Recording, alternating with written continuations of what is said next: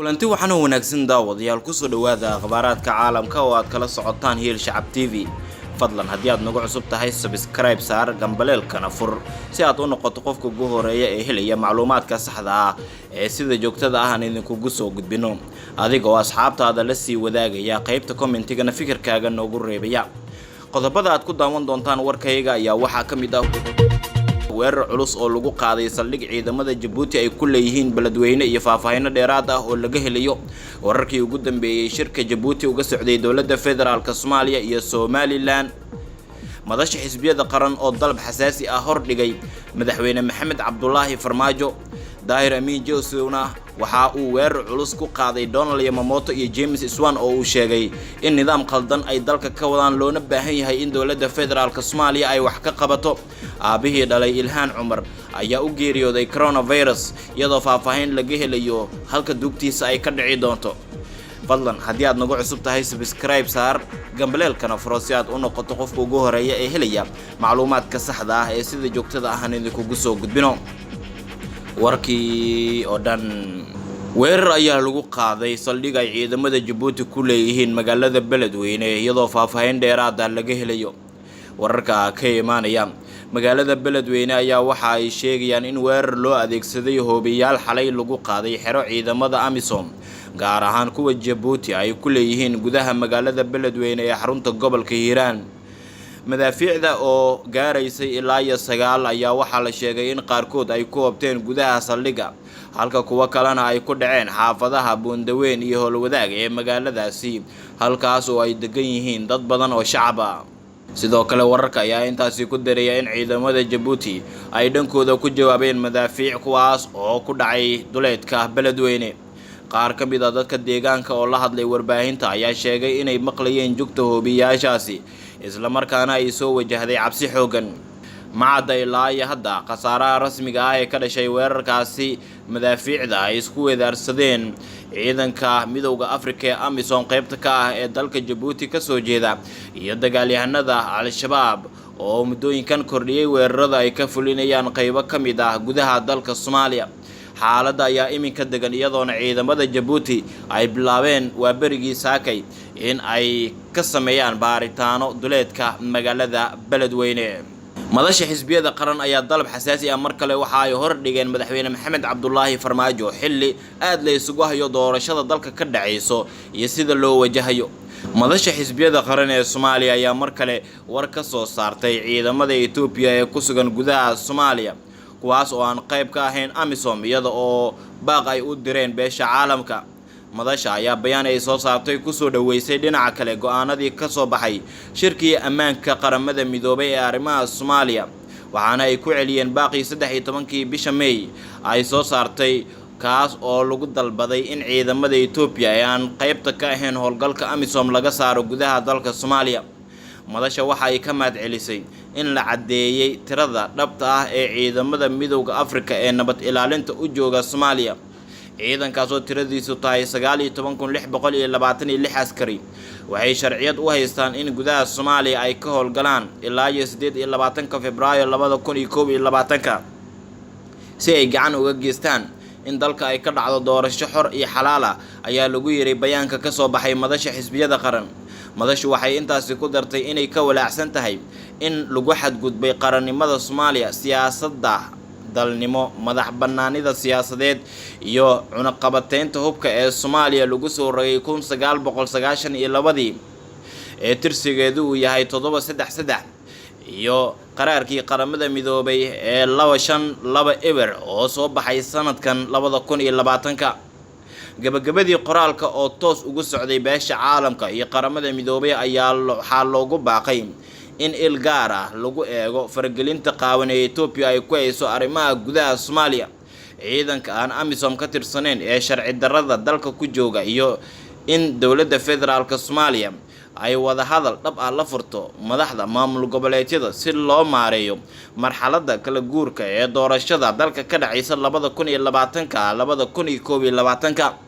inta badan xubnaha qaybta ka ah madasha xisbiyada qaran ayaa waxa ay qabaan walaac ku saabsan in ciidamada Itoobiya faragelin toos ah ay ku sameeyaan doorashada dalka ka dhacaysa ayna u hiiliyaan madaxweyne Maxamed Cabdullaahi Farmaajo. Aabaha dhalay Ilhaan Cumar oo ah gabar asal ahaan ka soo jeeda Soomaaliya balse iminka ka mid ah mas'uuliyiinta xilalka ka haya dalka Mareykanka ayaa u geeriyooday coronavirus.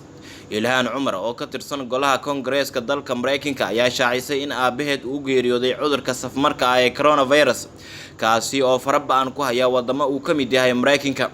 war-saxaafadeed ay soo saartay Ilhaan oo ka mid ah siyaasiyiinta safka hore uga jira la dagaalanka COVID-19 ayaa waxay ku sheegtay in aabaheed Nuur Cumar Maxamed uu u dhintay xanuunka iyadoo intaasi ku dartay in ay dareemayso tiiraanyo xoogan. anigoo dareemaya tiiraanyo xanuun iyo murugo badan waxaan idinla wadaagayaa in aabahay Nuur Cumar Maxamed uu u dhintay COVID-19 ayay tiri Ilhaan. sidoo kale waxay tilmaamtay inaysan hal eray ku qeexi karin waxa uu uga dhignaa Allaha u naxariistay aabaheed oo ay sheegtay in uu door weyn ku lahaa horumarka ay taagan tahay maanta. ma jiro erayo aan ku qeexi karo waxa uu aniga iiga dhignaa iyo dhammaan dadka garanaya isaga ayay mar kale qoraalkeeda ku tiri xildhibaanad Ilhaan Cumar. sanadkii 1995 ayay qaxooti ahaan ku tageen Mareykanka iyada iyo aabaheed kadib markii ay Soomaaliya uga tageen dagaaladii sokeeye. Ilhaan ayaana waxay sheegtay in ay ka codsanayso ummadda Soomaaliyeed in aabaheed ay u soo duceeyaan. fadlan haddii aad nagu cusub tahay subscribe saar gambaleelkana furo si aad u noqoto qofka ugu horeeya ee helaya macluumaadka saxda ah ee sida joogtada ah aan idinkugu soo gudbino. dabcan asxaabtaada ayaad la sii wadaagi kartaa wararka xaqiiqda ku saleysan ee sida joogtada ah aan idinkugu soo gudbino. like saar, commentigana inoogu reeb fikirkaaga ku aadan wararka aan idiin soo gudbino. xildhibaan Daahir Amiin Jesow ayaa weerar ku qaaday Donald Yamamoto oo ah safiirka Mareykanka u jooga dalka Soomaaliya iyo James Iswan oo ah wakiilka qaramada midoobay u qaabilsan Soomaaliya. xildhibaan Daahir Amiin Jesow ayaa weerar afka ah si toos ah ugu qaaday safiirka dowladda Mareykanka u fadhiya Soomaaliya Donald Yamamoto iyo ergeyga qaramada midoobay u qaabilsan Soomaaliya James Iswan isagoo ku eedeeyay inay faragelin ku hayaan Soomaaliya. Daahir Amiin Jesow wuxuu shacabka ugu baaqay in la gubo sawirada labada mas'uul isagoo sheegay in labada shakhsi ay culays badan ku hayaan xukuumadda hadda jirta.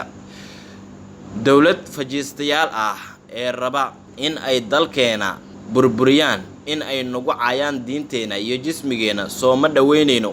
shacabkeena horay ayay uga dhiidhiyeen waxayna arintaas calaamadeeda ka muuqataa James Iswan iyo Donald Yamamoto iyo kuwa la mid ah ayuu yiri Daahir Amiin Jesow oo ka mid ah xildhibaanada golaha shacabka ee baarlamaanka Soomaaliya. waxaan siineynaa digniintii ugu dambeysay ee baarlamaanka dhexdiisa waa laga arki doonaa shacabka Soomaaliyeed meel walba oo ay joogaan sawirada labadaas nin laamiyada ha lagu gubo ayuu mar kale yiri Daahir Amiin Jesow. isaga oo sii hadlayay ayuu xildhibaanka yiri Iswan iyo Yamamoto waxay noo muujiyeen cadaawadda ay noo qabaan Farmaajo iyo Kheyre laba nin oo ka adag ma filayo in dalkan ay xukumi doonaan waana kuwii uu inta ugu cagajugleeyay warqadii aad ogeed ee ka soo saaray. ugu dambeyntii xildhibaan Daahir Amiin Jesow wuxuu labada mas'uul ku eedeeyay in ay ku xadgudbeen dimuqraadiyadii ay iyagu sheeganayeen wuxuuna sharaf xumo ku tilmaamay sida ay u dhaqmayaan.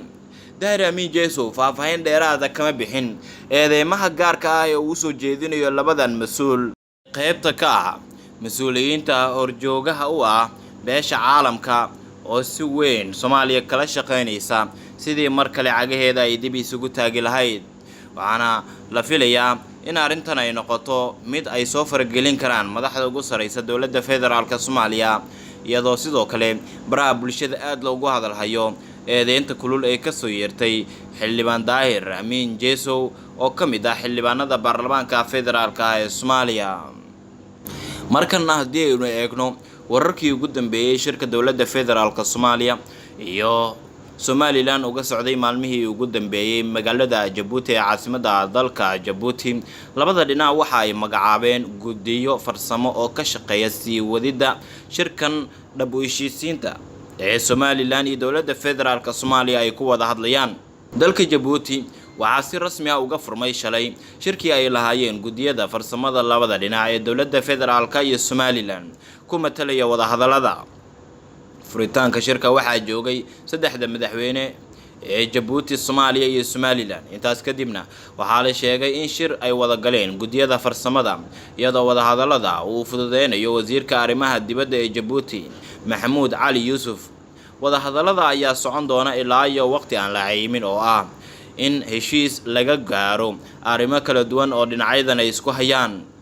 haddii aynu eegno guddiga farsamo ee dowladda federaalka Soomaaliya shirkan u carabawday ayaa waxaa ka mid ah Cabdi Maxamed Sabriye wasiirka arrimaha gudaha federaalka iyo dib u heshiisiinta, Cabdirashiid Maxamed Axmed wasiirka petroolka iyo kheyraadka, Xuseen Cabdi Cilmi wasiir ku-xigeenka arrimaha dastuurka, Maxamed Daahir Afrax gudoomiyaha guddiga madaxa bannaan ee fulinta iyo dib u eegista dastuurka, Dr. Suleymaan Maxamed Maxamuud xeer ilaaliyaha guud ee qaranka, Maryan Cariif Qaasim xildhibaan, Bilaal Maxamed Cismaan la taliyaha sare iyo wakiilka madaxweynaha ee arrimaha Geeska Afrika.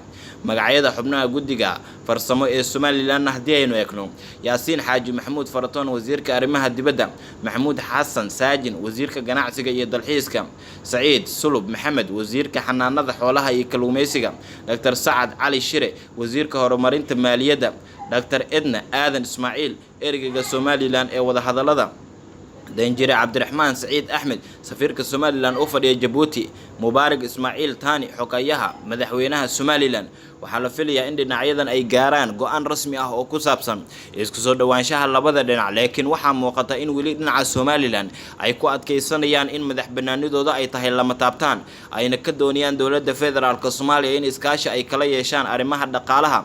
gaar ahaan waxaa si gaar ahaaneed looga doodayaa in deeqaha ay ka hesho dowladda federaalka Soomaaliya beesha caalamka si gaar ah Somaliland qoondadeeda ay u hesho, iyo in Somaliland sidoo kale ay wax ka qabato nidaamka lagu maamulayo hawada dalka Soomaaliya oo dhawaan si rasmi ah loogu soo wareejiyay caasimadda Muqdisho.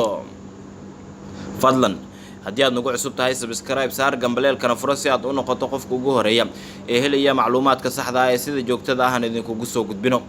intaasi waxaa inooga idil warkii caalamka oo aad kala socoteen Shacab TV.